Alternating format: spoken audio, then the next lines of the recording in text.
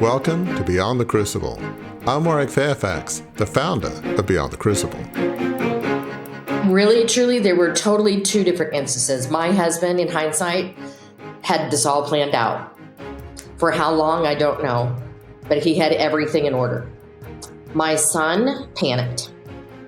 I think what happened is he dropped me off at a luncheon and he was going to go into the office and let his boss know he was leaving and he was going to come back and get me. And I think instead he had a sheer panic attack.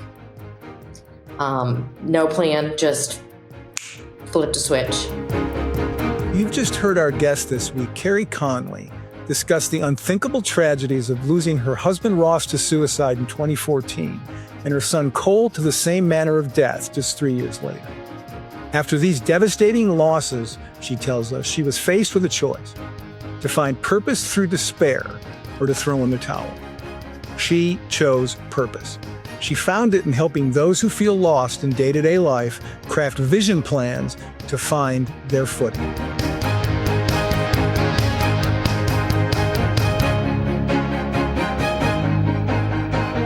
Well, Carey, it's wonderful to have you here. I love just reading some of your backstory and the work you do with vision and helping young people have a written vision statement and purpose. And you're very active with mental health. I think you have a podcast, Mental Health Breakthroughs, 2 books, Keep Looking Up and Vision is Victory, where hopes and dreams become action and achievement. So it's really, really inspiring what you do. So before getting to what you do now and some of the challenges you've had along the way, I'd love to hear a bit about what was life like for you, Carey, growing up, hopes, dreams, family life, before you got into sort of college and work life and all. What was some of the dreams? Maybe some of it may have informed what you do now. So what was life like for young Carey? Well, thank you for asking. I'm turning 63 in a few days, so to think about my childhood goes way back. But Happy early birthday. Thank you. I was pretty creative as a child. I loved to read. I loved to sing. I loved to dance. And I really thought that I was going to grow up to be an entertainer. I really wanted to be an actress and a singer. And my family thought that was really cute. And they came to every little show I did at school. But the message was pretty clear from my parents that they really wanted me to get a college degree because nobody in our family ever had. So I met my husband in high school and off to college we went. And, that's where dreams turn into reality, right? It was, I wasn't heading off to New York or LA. I was going to get a business degree and get a good job and work my way up the ranks. So a little bit of that creeps into, I think, my desire now as a speaker and a teacher and a coach, because I am on a lot of stages and a lot of podcasts. I don't sing for anybody anymore, but except for my grandsons. But yeah, I was a very creative child, but I really followed a whole different path than I thought. Talk about for you in those early years after college, you got married, you had dreams, but I think just like a lot of people, seemed like it was hard to find your niche, your place, if you will. I think there's a few job changes. So just talk about your story. Seems to be a common story. So talk about your story, Carey, and what were those first few years after college as you're trying to figure out life and career? Well, I got married really young because remember, I met my husband in high school. We went through college together and got married right out of college. And both of us went to work. He went into sales in the technology era when barcoding was first becoming a thing. So he did very well in that industry. And I went into sales and marketing and advertising and changed jobs about every 2 years because I couldn't find the job that I loved. And I had a mentor show up in my life at one of the jobs that I was at, who was the first person to say to me, Carey, you can create your life to look however you want. You just have to get really clear on what you want. And so with her direction, and this was a pivotal moment in my life, I took a day off at work, and with a legal pad of paper, I wrote out very clearly what I wanted in every area of my life. What kind of relationship I wanted to have with my husband, the kind of mom I wanted to be when we started a family, where we were living. And I wrote a lot of things about, could I be an entrepreneur so that I could work from home and have the flexibility that I really wanted? And so I really started dreaming about that and didn't know the direction I was going to take. I just knew that I wanted residual income, work from home, flexibility, leadership, and being able to make an impact on other people. And so 2 years later, we'd had our son, and I was 5 months pregnant with my daughter, and I got introduced to the industry of network marketing with a company called Arbonne, which a lot of people are familiar with. It's very much like Mary Kay, skincare, health and wellness products. So I stepped all in because it checked all the boxes that I had ticked off of what I wanted. And so I followed that vision. And I really believe what happened that day, not knowing it then, but knowing it now, is that God and I were collaborating that day. He was talking to me and telling me, here's the direction I want you to go, because I really believe now that he knew what was coming later in my life and was preparing me for that, because my vision became my purpose, and I taught it to all the leaders that joined my company. And so I had already been teaching it for a really long time. So that was the earlier years and how I really started following my vision and how I became known for what I do now. I mean, that is, how old were you when you met this person? Like, were you still in your 20s at that point? Or? Yeah, I think I was about 27, 26, 27. That's sort of amazing to me, because imagine an alternate life where you didn't meet that person. Right. And you were going from job to job every 2 years. It's like, this isn't really satisfying me. Right. But maybe the next one will. You know, right. I'm sort of reminded of this parable, or the story, a fable, I guess you'd say, that I'm sure you've heard, in which you have this anthill and all the ants are climbing up the mountain. And it's like, where are you going? I don't know, but it must be something amazing at the top, because everybody else is climbing there, and you get there and there's nothing. But there's this sense that, this current job is not fulfilling me, but boy, the next one is. And you spend your whole life, the many 30, 40, 50 years, you become CEO, and then it's like, well, now what? There is no further up than CEO. And so it gets lonely. So you could have spent decades doing what most people do, but that person was a gift, because it's impossible to know. Maybe you're smart enough that at some point you would have figured it out, but do you ever think about what would my life have been like if I had never met that person? It's hard for me to imagine that, because I was so determined, and still am, to follow my own path. Mm-hmm. Mm-hmm. And that's one of the biggest things I teach, because it's so hard for people, especially the older they get, to really, really follow their heart's desires and their path that they really want to follow.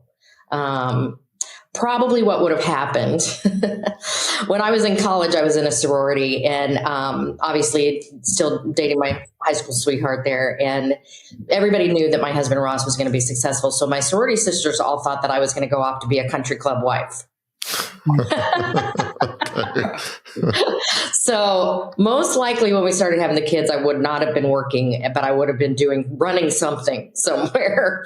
Because I just have the natural leadership. I just step into a room and I want to step into helping and organizing it. Right. I'm not really good with sitting in the background. So I don't know. I would have been, and that could have been fun, but not fulfilling long term. It's not a purpose. It was just would have filled my time. So life was going well. You had a good job. Your husband had a good job. You were being very successful at Arbonne and mentoring, teaching people. So in one sense, do you look back sort of pre-Crucible saying, life is pretty much working out the way I was hoping it would? I mean, this is great. It's not perfect, but it's pretty good. Did you feel that that was the way that life was like at the time? Well, we were living the American dream. We had a beautiful home, great neighborhood, great community, good schools. We were blessed to be able to put our kids through a private Christian school. The all-American family, right? Took all the trips together. Thank gosh. They're wonderful memories that I have now. Never in a million years did we think that anything would touch us the way it has. Never in a million years thought anything can happen. My kids were great kids, both college degrees, all the great things. But, you just have to be prepared for just about anything. And that's life changed for me drastically in 2014. So talk about that. You had 2 crucibles within 3 years. So what happened in 2014? So in 2014, I lost my husband to suicide. And then 3 years later, I lost my 25-year-old son also to suicide. So, and this has now been obviously almost 11 years now since this all happened. So no words. No, I can imagine. So talk about, not so much the details, but just emotionally, obviously you've had years to think about it. What was some of the maybe confusion or not confusion? What were some of the challenges that your husband were facing that would lead him to even think about taking his own life? As you look back, what were some of those factors?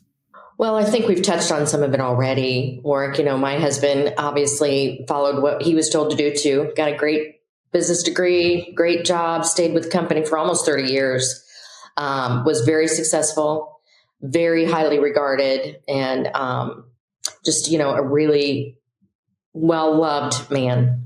But I think in his heart that he really wanted to do something different with his life, and just felt like he couldn't make those changes that late in life, right? He was too ingrained with the company. We were making great money, and for him to go off and do something totally different. I really think my husband should have been a teacher. He taught Bible study in our church for many, many years and loved it. It was the highlight of his week. But for him to think at the age of 50 that he could leave this corporate job and go get a teaching degree and start teaching was just unfathomable to him. So I really think he was struggling a lot with his identity. And I think that's unfortunately a really big part of men, I think, is a lot of their identity is attached to what they do and not who they are. And that message was very clear for him growing up and very much a big part of his adulthood. So there was that struggle going on. His company was getting ready to go through a merger, and he wasn't quite sure what was going to happen with his job, amongst a lot of other things. But, in hindsight, there were just, I think, years of turmoil going on that I was not aware of.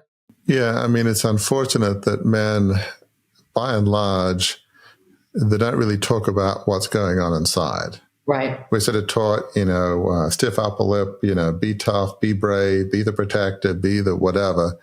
And showing emotion is weakness. Weakness is bad. It's certainly in our generation, it's changed a little bit, but was deeply ingrained. And so when you feel like, gosh, my identity is all wrapped up in what I do, and I kind of, hate what I do, or I think it was Thoreau talk about people lead lives of quiet desperation. They're not breaking out on the surface, but inside they're sort of dying a little bit day by day. It's just, is this what life is? And it's obviously when you seem to have like a successful husband and it seems to be fine, you have no idea that this could happen.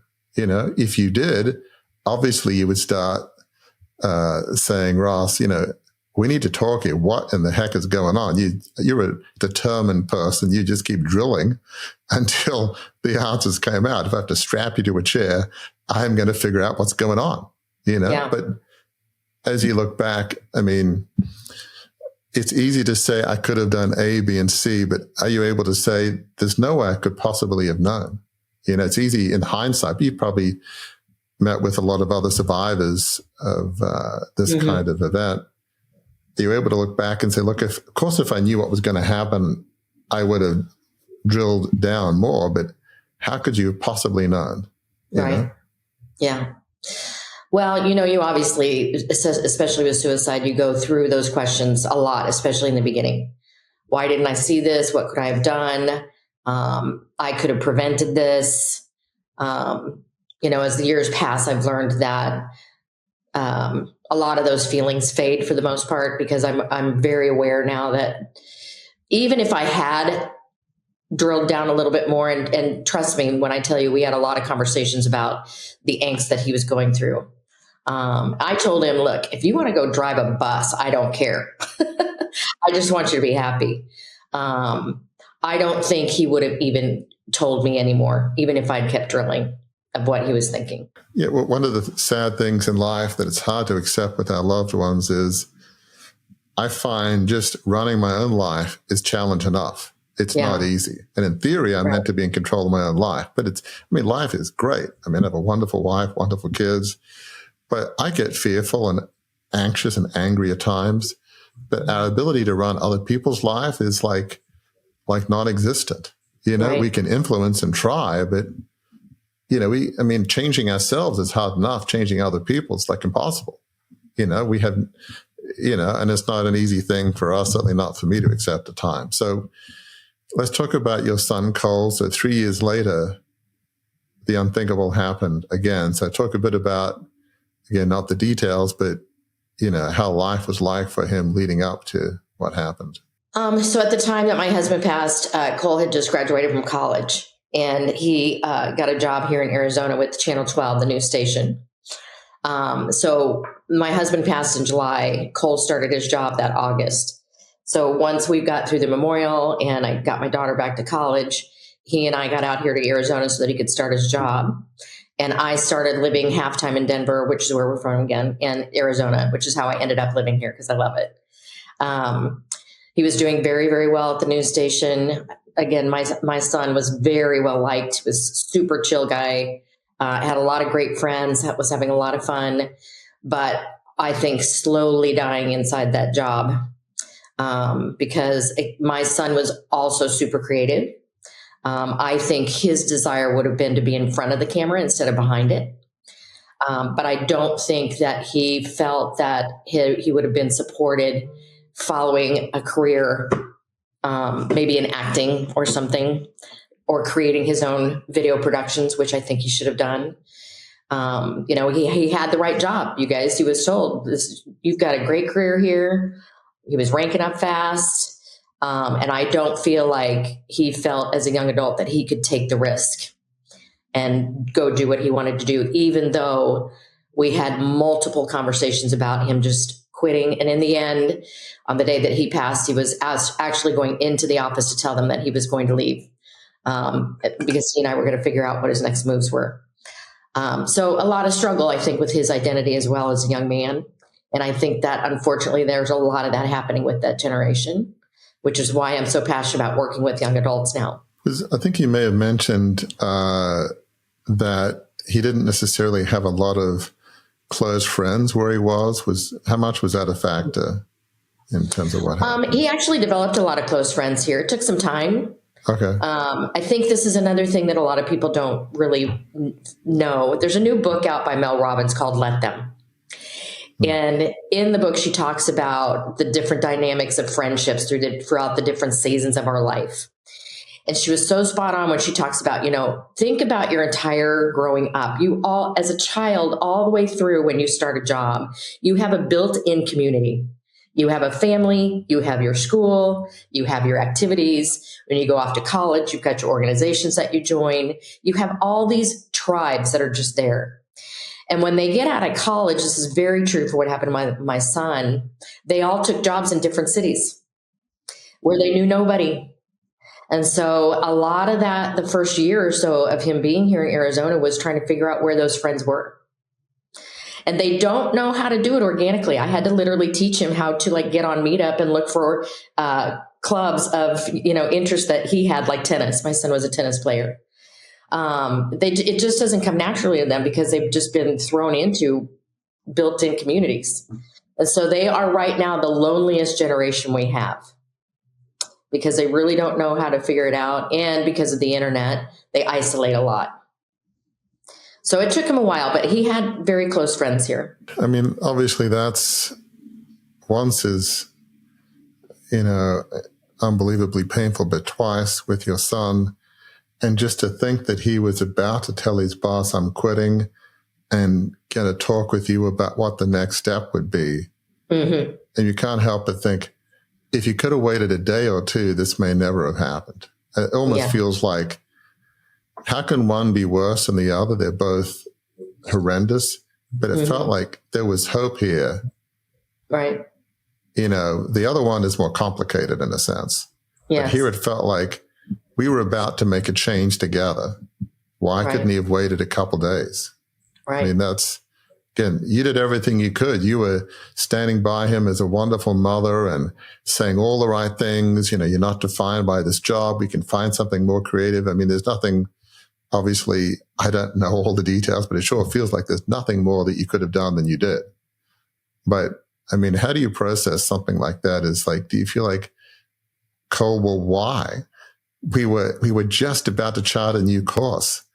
It makes almost, it never makes sense in a way, but it almost makes less sense. Does that make, I mean, how do you process those emotions when you felt like you're on the cusp of this positive change with Cole? Really, truly, there were totally two different instances. My husband, in hindsight, had this all planned out.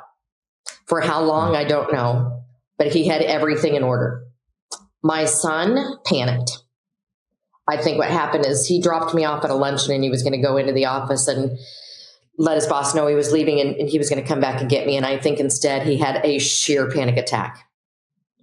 No plan, just flipped a switch.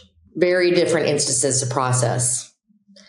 But I've learned to not ask why this, why me. It all has a purpose, unfortunately. This is just how it all went down and how I'm supposed to carry it out. You said that after these losses, you made this statement that you had to find purpose through despair or you had to throw in the towel. Those were your two choices. And we say a similar thing. Warwick says a similar thing here at Beyond the Crucible, right? You can go lie in bed, pull the covers up over your head, or you can get out and you can move forward. And you chose purpose, you have said. Right. You enjoyed your business prior to losing Ross and Cole, but you knew the next chapter was calling you to rise to a new level that would make an impact on more people on a larger scale. That was a turning point for you, rooted in the tragedy that you went through, but that's a turning point. Everybody who goes through a crucible to some, right? It doesn't have to be as quote unquote devastating as yours. We say all the time, you can't compare crucibles. That process you went through, that counsel that you would give to others, that's true for any kind of crucible somebody has, right? Yes, yes. Unfortunately, I think a lot of people do pull the covers up over their head in one way or another. And I could easily do that. My best friend retired 2 weeks ago and her lifestyle is looking like really easy right now compared to what I'm doing. And I could do that. I could retire. But the thing is that I, being a Taurus, I am loyal to a fault. When I tell somebody I'm going to do something, and I've told the world now what I'm doing and what I'm creating, it would be near impossible for me to say, yeah, I'm not doing it. I also, have a big mission because I now have 2 grandsons. Right? So my vision of helping young adults has a lot to do with the next generation of kids they're raising. Because if I can help them get through their own storms, which is the subtitle of my newest book that I'm working on right now, I think they're going to be much stronger in helping those young kids that they're raising as well. So in those dark early years, as obviously it's not that far away, but far enough, you've been able to move on and maybe find some purpose amidst the devastating tragedy. But how did you make that choice not to hide under the covers or to be angry at Ross and Cole, be angry at God, angry at the universe, just this is so unfair. I did everything I possibly could. I'm not a passive person. This makes no sense. It's not right. And you would know better than I. There are people that spend the rest of their life just being angry and mad and just, not being in a good place for them or the people they love. As we often say here, hurt people, And so in your anger, if you go in that direction, that wouldn't have been helpful on your daughter, obviously. Not that you would have meant to, but we're all human. And so how did you make a choice not to go down that dark path and to maybe go to the path of light and hope? How did you make that choice? Well, one, it was because of my daughter. She was so strong and still is. She was starting her life. She got married a year later, started having her babies a year later. I mean, life went on and I need to be there for her and vice versa. So there was that. What's interesting is a lot of people asked me why I was never angry with Ross. I've had a few moments, don't get me wrong, but for the most part, I don't feel anger because when people take their life, what they truly believe they are doing is the best thing for you. So I don't think that in Ross's mind, he was doing this to hurt me or hurt our daughter. It was just, he really felt like he had no choice and that this would be best for everybody. Same thing with my son. So anger's never really been a big emotion. Although I will say I didn't talk to God really well for about a year.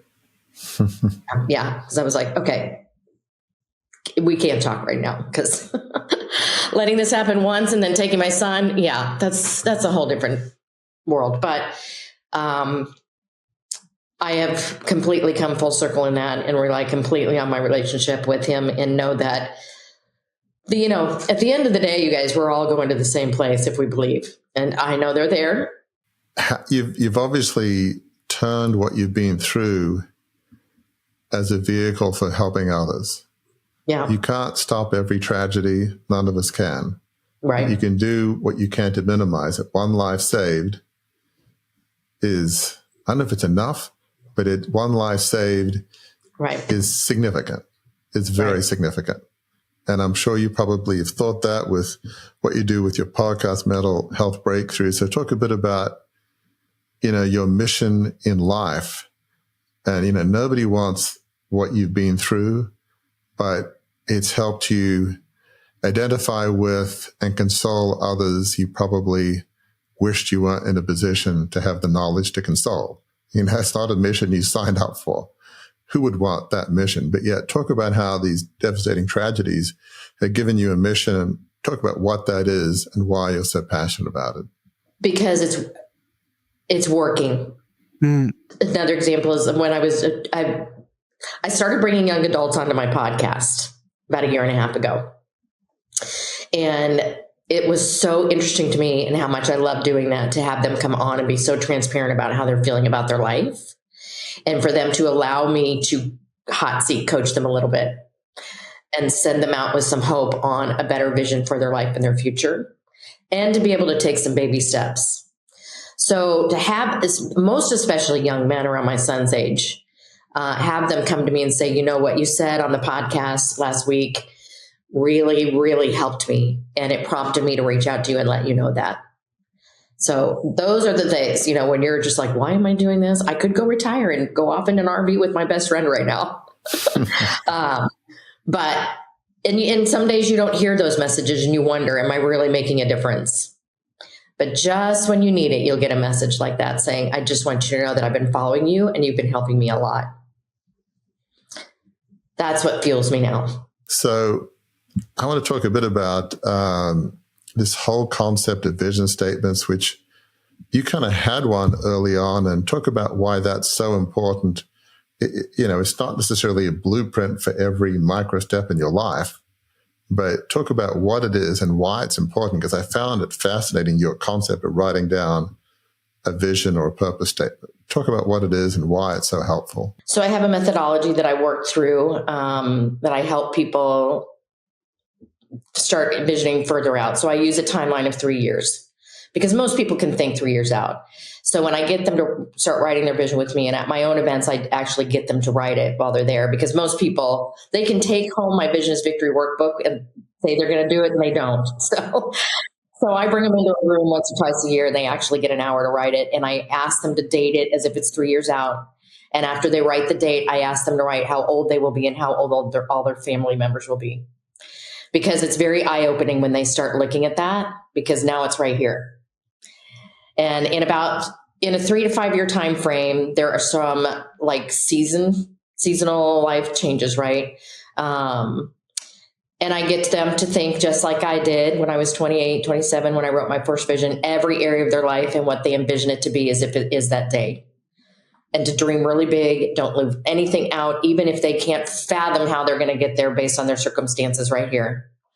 Because I do believe that once they create that, it gives them like a little light at the end of the tunnel. little bit of hope as to, okay, I see what I really want and it excites me and it's inspiring me to now start taking some baby steps a little bit every day. So when I coach people, what I do is get them to give me the big vision. And then I work with them on reverse engineering a game plan so that they know exactly what lines up with the vision every day and what doesn't.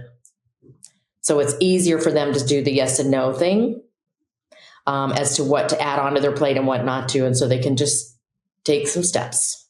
You've said a couple of times in this conversation that it's hard, especially for young people, but all of us can experience this. It's hard to find a path that they want to follow.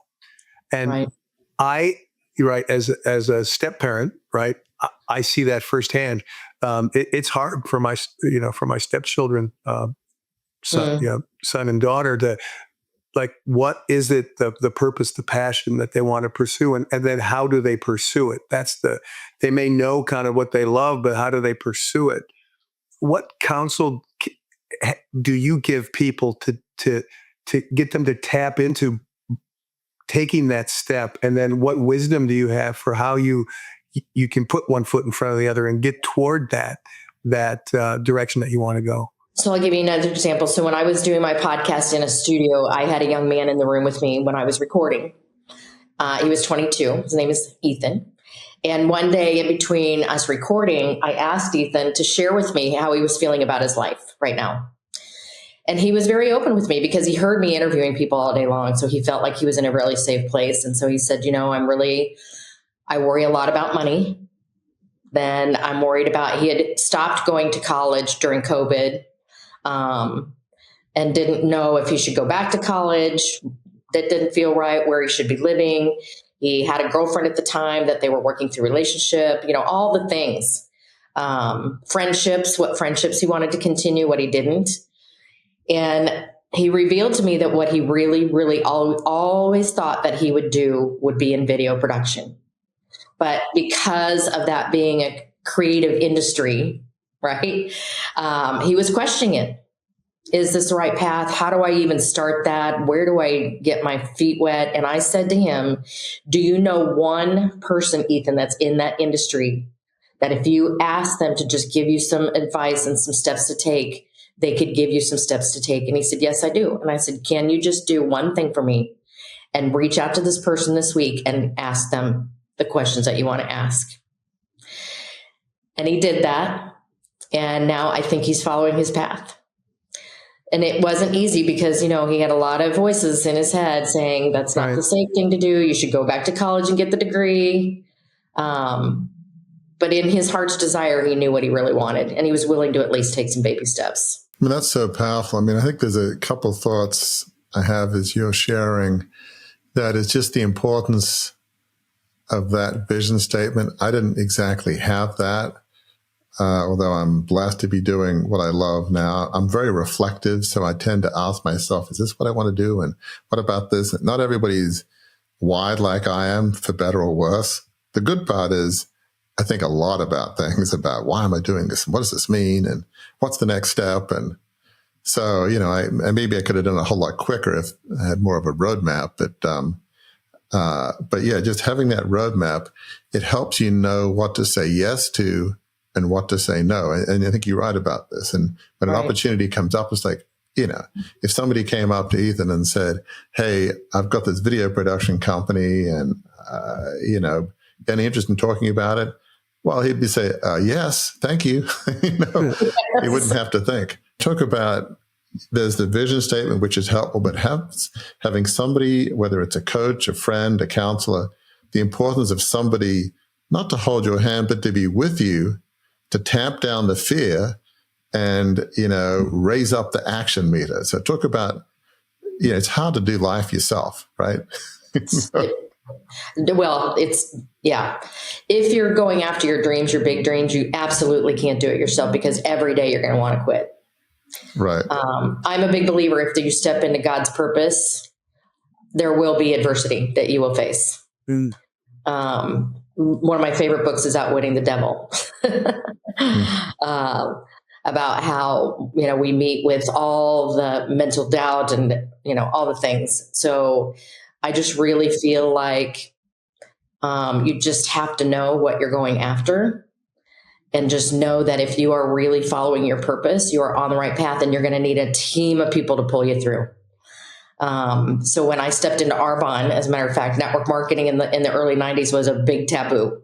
So all of my friends, including my husband and my family, thought I was crazy for going and selling lipstick. It's like, oh, you're doing Tupperware, Yeah. Mary Kay. Right. You're doing that pyramid scheme thing, right? Yeah. Yeah. I had to really fight that, because there were a lot of people who thought I was nuts, and a lot of people who did not even support me in it, begged me to quit. But I just knew that that was my path. So what I had inside Arbonne was a team of leaders that saw me as a leader, and they were the ones who talked me through every day that I wanted to quit. They were like, you're not quitting. You are meant to be at the top. We love you. You've got this. You've got to have those people. And I've always had coaches. I've always had somebody who could not only teach me the skills. So when I stepped out of network marketing and building my own speaking and coaching business, I had no idea what I was doing. So I hired my first business coach who taught me everything. And was that person who held me accountable to the activity that I told her I was going to do. So yeah, you've got to have that. See, that is so good. I believe that strong people ask for help. Yes. The so-called weak people, whatever that means, I've got it. And there are some guys like this. Hey, I don't need to ask directions. I mean, now we've got, Google Maps and everything. I'm good. Well, no, you're typically not good, because we don't have all the skills in every area and all knowledge. Nobody other than God has that. So, okay, it's okay. So I've fortunately always been wired. Even in my 20s, I had, one or two people that were, mentoring me and, knew more about the law than I did at the time. So I've always been open to advice. Maybe it's a little unusual for some guys, but if somebody can help me, then why not? And I guess other things that I use, I'm not sure about yourself, but I'm a big believer in scripture memories. I have a bunch of scripture memories of, 1 Peter 5:7, cast your anxiety on him because he cares for you. Have a bunch of go-to ones, a bit like tools. Okay, do I need a wrench? Do I need a hammer? Yeah. So anyway, I don't know if any of this makes sense, but maybe I'm not as fearful as everybody, but I like to think I'm pretty fearful in general, but I will not let that stop me from making decisions I feel like is rational and where God is calling me. Does any of that make sense? Just, 1,000%. Because I don't know how many times the sentence "do not fear" is in the Bible, but I think it's the highest number of repeats, right? So when we have fear, we've got to know where it's coming from and identify that this is not real. To me, it's an attack. Absolutely. I'm in a lot of fear right now because the leaps that I'm about to take are really big. And so I know I've just learned that I'm on the right path. And that's what a lot of people don't realize. Right. Given the fear meter is going up, I must be doing something right. Exactly. See, and people think the opposite. They think if there's fear, they're about to do something really wrong and a big mistake. And that's why they back away. And I've learned that if I'm really feeling this, that we're about to make some changes in some people's lives. I have a Bible AI program on my phone, and I just asked it, how many times is "do not fear" in the Bible? 70 times. So there you go. Yes. Yeah. So the message is clear, gentlemen, right? So, and I also know that when I'm on the right path, I get encouragement every day that comes out of the blue. One big example is I'm getting ready to host an in-person event, which I have not done since before my son passed. And it's time for me to put it back on the calendar. It's called Vision is Victory. And it's where I bring people together to write their vision and, collaborate. And we're being faced with all sorts of challenges right now to pull off this in-person event. But randomly, I connected with a woman who has a large organization and has a facility that I can get for next to nothing. Out of the blue. So I'm like, all right. Feels like a sign from above. Carey, you're meant to do this. Yes.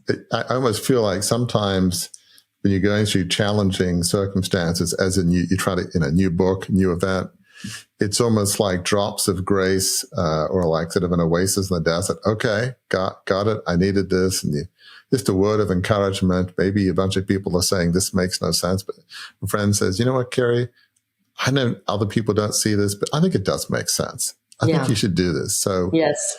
Yeah, I mean, it does take a team. It does take people to help us through that. And, life is not meant to be lived alone. You've got to be vulnerable. Men especially have a tough time. I think there's so much self-help out there that I'd like to think that's changing. But yeah, we need, and I love what you say is, purpose is what gives people hope. I mean, obviously from a Christian perspective, that ultimately that's purpose is in God. But in terms of his specific mission for us, when you feel like, and we talk about this a lot on Beyond the Crucible, when you feel like, you're using your skills and abilities for a purpose that you feel like is making a difference in the world, whatever that means to you. It could be, cleaning up a neighborhood park in the inner city or something. It doesn't have to be this mega world. It doesn't have to be, the next world vision or something. It doesn't have to be on that scale, but it makes you feel like life matters. And, I always believe, and we still say this a lot, God gives us, from my perspective, gifts and abilities, and he doesn't do it, on accident. So if he gives you certain gifts and abilities, you're meant to use them. Like if you're in a job that doesn't use any of those, probably it's not God's plan from my perspective, because he doesn't make mistakes. If he makes you creative, he makes you a leader in your case, well, there's a reason he did that. He wants you to use that for some grand purpose. So yeah, people just, when they feel like I've got to be sensible, get that 9-to-5 paycheck and life is meaningless and I just live for the weekend to play golf or hang out with my friends, and that's okay. But a life without purpose and meaning is empty. So when you're talking with young people, and some, unfortunately, I'm not against parents, but some parents are not helpful. Ditch the dreams, be sensible. Okay, well, can you keep the dream and find a way to be sensible? Can we do both? A little creativity. Right. So do you talk to parents at all? Because sometimes parents can be one of the big problems of, the biggest. Shackle their kids. I hate to say. I see this turning a little bit now, but it's still not easy, that the messages are loud and clear from parents early on that they want what they think is best for you. And what they think is best for you may not be the vision that you have. Right. So, and I think a lot of that stems from them wanting their children to have better than what they had. Like me going to college, I'm sure that the message was clear because my parents did not go to college. And so they wanted me to have that education. So, and unfortunately, our schools are still very much wired to, okay, so you want to be a writer? Cute, but we're going to groom you to become, to go into the medical industry, because by the time you get out of school, there's going to be a huge need for that. Starting at age 5, when they start going to school more than they're at home playing, a whole different message becomes ingrained. And so the paycheck, it becomes the non-negotiable in their mind. Yeah, as we sort of begin to sort of wind down in this conversation, obviously mental health is a huge focus for you. I'm sure you desire to get people, before they're even thinking about what sadly your husband and son did. What are some key things that certainly for young people that just to begin to get them on the right path so they don't even get to those ideation thoughts that are so, once you have those ideation thoughts, I mean, who knows? You probably know more than me what happens after that. You don't want to even get to the ideation stage. So what are some of the things that's a young person that may be confused? Maybe they don't have supportive parents. They're so, do I go to college? Do I go to trade school? My parents want me to be sensible. I don't even know what that means. And they're just confused. Yeah. Sea of confusion. Yeah.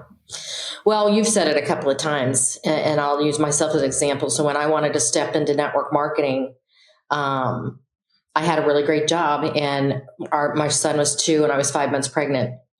And so for a while, I stayed in the job and built my business on the side, to where I could get it to the level that I needed to be able to let go of the job and still cover the bills that I was paying in the household. So I had a game plan. And I mapped it out so that I could go to my husband and say, okay, here's what I want to do, and here's how I'm going to do it. And I'm going to shoot to get to this level in the company.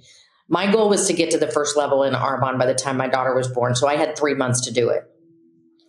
And so that's what I did, is I just asked the leader, the one and only Mercedes driving VP in Arbonne in Colorado at the point, how do I do this? And she said, if this is where you want to be, this is the activity you need to do every day, every week, every month consistently. And I followed it because I had a game plan of shimmying out of where I was at the job. So you just have to have a plan and just, take some baby steps. Like I said, every day, get the support around you of the people who will support you. Like I had the leaders in Arbonne who were saying, we've got your back. We see you. And we're going to be here for you every step of the way. So you need those people too. And just know that that desire that's tapping at your heart is never going to go away. It's there for a reason. If that desire is there, God put it there, and you have everything you need to follow it out. That is such good advice. Rather than just jump and hope, jump, but have a plan and make sure that plan is connected with your passion and purpose. And you have a support team. I mean, and I'm sure this is all in your materials, but that is some key building blocks for creating a life that you love, right? Jump with a plan, make sure it's satisfying your passion and purpose. And I think from our perspective, some broader purpose that helps others, and have a team that will help you, cheer you, and offer you advice. All of those things greatly increase your chance of success. Speaking, folks, of having a plan, the captain of our plane has a plan. You may have heard he just turned on the fasten seatbelt sign indicating we're about to begin our descent into landing this conversation, but we're not there yet. And if before we get there, I would be remiss, Carey, if I did not give you the opportunity to let our listeners and viewers know how they can find out more about you and the services you offer. So where can they find you and interact with you? Everything is on my website, and it's just careyconley.com. My podcast is there. The resources that I have are there, how to connect with me. Pretty soon there'll be information about the event that I'm having later this year. So that's usually the best place to go. My books, etc. As a guy whose last name is Schneeberger and no one can spell it, co-hosting a podcast with a guy whose name is Warwick and the W in the middle is silent. How do they spell your name just so they can get good question. CareyConley. Fabulous. Speaking of our host, Warwick, as always, the prerogative of the last question or questions is all yours. So, Carey, as I'm thinking about our conversation and what we've talked about, you focus a lot on mental health, young people. What's your biggest dream for young people? That's me at the core of your vision as you're moving forward. That's, that these dark thoughts they have don't end up, coming to fruition. The movement, this community that I'm building is really a movement towards changing the trajectory of suicide and even having that as an option, because unfortunately it's getting younger and younger. There are 9-year-olds taking their lives. I mean, it's got to stop. So we just have to really change this idea that it's even an option. Folks, I've been in the communications business long enough to know when the last word on the subject's been spoken, and our guest, Carey Conley, just spoke the last word on this subject. Warwick, we just had a very in-depth and spirited conversation with Carey Conley, our guest, who just went through some truly terrible crucibles. There's a lot of stuff to unpack there, but what one or two things really stood out to you about what Carey shared? Yeah, I mean, Carey Conley was so inspiring. I mean, what she went through is just hard to comprehend how you could possibly get over losing a husband, Ross, to suicide in 2014, and then losing a son, Cole, 3 years later in 2017. I mean, how you come back from that is it's hard to imagine. It's hard not to think, could I have seen the signs with my husband's, frustration at his job or feeling like this is not the life I want to live. And then with his son, Cole, he really didn't want to be in the job he was in.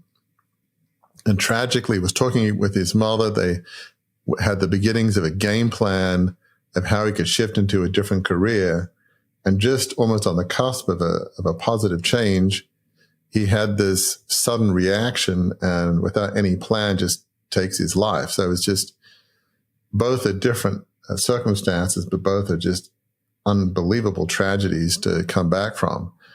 And what I find interesting and inspiring about Carey's story is she said, after these devastating losses, I was faced with a choice. I had to find purpose or despair, or I had to throw in the towel. And as she says, she chose purpose. She's come with a whole mission of podcast, helping young people, especially mental health breakthroughs. She has 2 books, Keep Looking Up, and then Vision is Victory, where hope and dreams become action and achievement. She talks about how purpose is what gives people hope. So she really tries to come alongside young people who are often fearful and confused and give them hope. They sometimes, maybe often have parents that love them, but say, be practical, which tends to squelch the dream.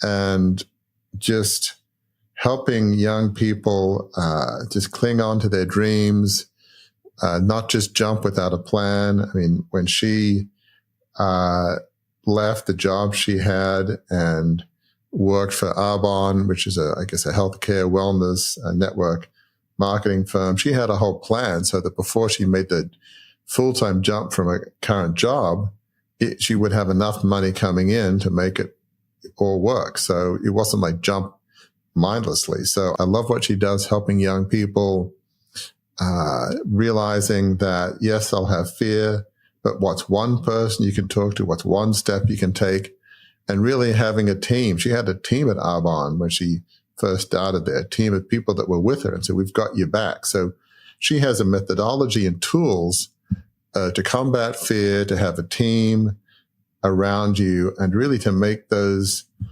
steps to begin to change your life and move it in a positive direction. So I love what she does, and she has an incredible mission, and she's definitely not let her worst day, her worst 2 days define her. Right. And I mean, I was struck by just how similar what she does and what we do at Beyond the Crucible is. I mean, her big focus is helping people map out a vision for their life. And my goodness, if there's a word that we say more than any other, it's pretty close to vision is that word. I mean, there's a lot of similarities, right, between what she's doing, helping people draft out a written vision for their lives, and what we talk about how your vision must flow from your passions and your talents, right? Absolutely. Yeah. I mean, certainly some similarities. We talk about when you go through a crucible, that didn't happen to you, it happened for you. What are the lessons you can learn from your crucible? Maybe it was mistakes you made. If it was something, loss or something that happened to you, maybe there's the seed of a vision. Maybe you can help people avoid what you went through or recover from the things that you've had to recover from. So there can be seeds of a vision in that crucible. We want to make sure that that vision lines up with your beliefs and values, that it uses your skills and abilities. And we believe that a vision that's sustainable, that you can persevere through the inevitable setbacks, has to be a life of significance, a life on purpose dedicated to serving others. So there were definitely common elements of vision and passion between what Carey does and what we do. Yeah, it is remarkable that just this notion of a vision statement, it may not be, it's probably more of an impressionist painting than photorealism. You may not figure out this is what I'm going to do every day for the next 50 years and certain milestones, but you might have a sense, as she did, that she wanted to help people map out the vision for their lives. She had a vision. She was living a vision. She didn't quite know how to get there, But as we say often on Beyond the Crucible, what's the first step? What's the first action you need to take? What's the first person you need to sit down and have lunch with? Okay, can I just have an hour of your time, half an hour? I'll buy lunch, but I'd love to learn about what you do and just an informational, session. People love to give advice. People love to share what they do to help somebody else, help the younger people. So, yeah, she definitely has a roadmap and a philosophy, and it's just inspiring. And it's tragic what she's been through, but yet she has definitely not let her worst days define her. And it's just inspiring what she does and what she continues to do. And she has fear. She's about to launch in a new initiative, in-person event, and she's fearful, but she's not letting her fear stop her from doing what's on her heart. So until the next time we're together, folks, Warwick and I have a couple of favors to ask you. One, if you've enjoyed this conversation, if you've taken some tidbits away from it, we ask you, if you've watched it on YouTube, to subscribe to us on YouTube to Beyond the Crucible and leave a comment. Talk to us about what it is you enjoyed about this conversation with Carey and any other shows that you may have listened to. And also on your favorite podcast app. Please subscribe to the show. You'll never miss one. And let us know. Rate the show. Let us know what you think about it. And until that next time that we are together, please remember, we know your Crucible experiences are hard. My goodness, we talked about some very hard crucibles that Carey has gone through. But you also heard, folks, even devastating crucibles are not the end of your story. They certainly were not the end of Carey's story. In fact, if you apply the lessons and you dive into the things that those very difficult circumstances can teach you, it can lead to the best part of your story, because where it takes you is to a life of significance.